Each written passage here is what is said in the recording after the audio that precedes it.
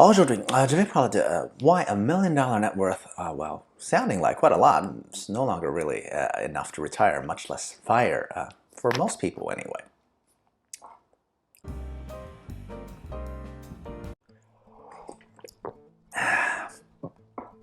Hey, XenPuck here. Another day not working for anyone but myself. So wifey chanced upon a Reddit post where the lady of the household was asking for advice whether she can afford to quit her job when she makes 70K while her husband already brings in around 500K a year. Right? I'm less curious about the actual job question than their financial scenario, right? So this couple living in a high-cost living area basically are at $1 million in net worth. They're in their mid-40s with 2 kids, right? The question was posted in a fire group, right? But this really wasn't about the household itself reaching fire. That's what fascinates about me, right? For most people, $1 million still sounds like a lot. It is way more than what the vast majority of Americans have going into actual retirement age, much less at least 2 decades prior. Yet, as wifey and I discussed this family situation, we both agree that this amount of net worth in this relatively familiar setting to us, with one lopsided tech income, it just isn't enough to leave the rat race, right? I can see why even in their own projections to real fire, it might take another 10 years. So why has $1 million become more of a milestone rather than a final goal? I'm gonna opine from the perspective of someone who's passed that mark, quite a few years ago at this point, right? Anyway, if you're intrigued by what I might say, please subscribe, like, comment, and share, and all that social media buzzwords, or whatever, because I am rich enough for me, and I will be great regardless. So point number 1, right, which is a simple one, and that's everyone's situation is different, right? I actually think for myself, personally, my own lean fire number was originally only 700K. But that was a pure investment portfolio number, right? Rather than a total net worth number, because even when I thought I could get away with just 700K, I was still assuming I would be living in a house that's worth around 300-ish, okay, that I own outright. So really, my lean fire number is still like $1 million. And that's a single person with no real responsibilities except for myself, right? So now I compare myself with most households, though.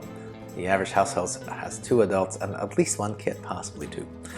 Sure, there are efficiencies to running a household, so I'm not going to say you need to multiply that million net worth by 3 or 4, but it certainly wouldn't remain at just a cool mill, right? And not to be a Debbie Downer, but the whole kids thing definitely is a giant plot hole in most fire stories, right? I get it, there are entire families who have fired with young children on not much more than $1 million or $2 million. So sure, anything is possible, but at least in the USA, childcare and education, all those associated costs of being a parent is a significant drain on resources, right? I'd say especially if you haven't gotten to the snowballing effects of money compounding prior to having them. I mean, I still hear from my friends that I perhaps haven't correctly accounted for any future possible progeny, right? I mean, I can only claim that I've planned for that scenario, but that's all conjecture for now, right? Maybe I'll update this particular thread when I realistically can speak from experience, okay? Point number 2, right? Places that allow you to make more money and get to that million relatively earlier in life generally also has much higher living costs, right? And no, remote work won't change anything anytime soon. Remote work is a total clickbait for the news industry only. It'll never be a thing, at least in my lifetime, I don't think. So people need to actually physically go to where the jobs are, right? Just like always. Of course, there are exceptions to this rule, especially for people who run their own show, right? Sure, they can geographically arbitrage to, lower cost parts of the world entirely. But that's simply not going to be most people who like being close to friends and family and so forth.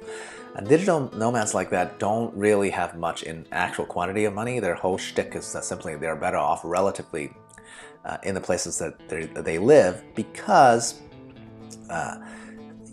those places, the locals make so little money, so they feel rich, but they're not in absolute terms.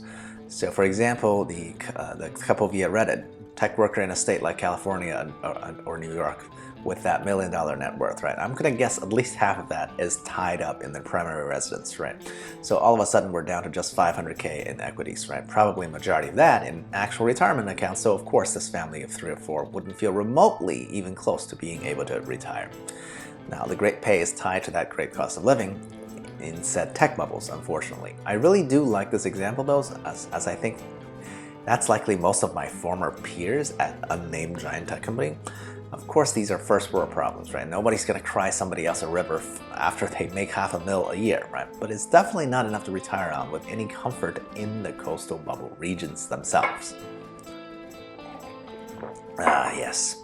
Finally, almost no one's immune to the effects of peer pressure. You work in a high cost area because you have to, you have to make that high income, right? But then you're surrounded by that same professional class who are most likely dual income, and they all wants to project an image, right? Same goes for tech workers or doctors or any kind of successful looking realtors or whatever. Lifestyle inflation and peer pressure go hand in hand, right? It is human nature to want to stand out within your peer group. I mean, I love the coastal bubbles when I fired exactly because I didn't need to compare myself to my professional class peers anymore, right? Or my former peers. But I get it. I am the oddball amongst the population, okay? Most people have attachments, emotional or otherwise, to places or towns or homes. I don't really care about most of that, so I'm willing to move and start anew wherever the winds take me, right?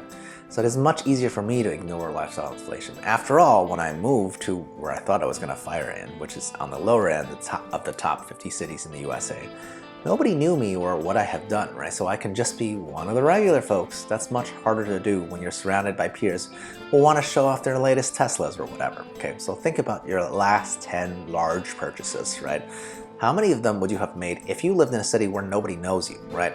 Are they really for you or for public consumption, right? In this way, more money usually equals to more spending, and that depresses the almighty savings rate, and savings rate is all that really matters to get to fire quickly, right?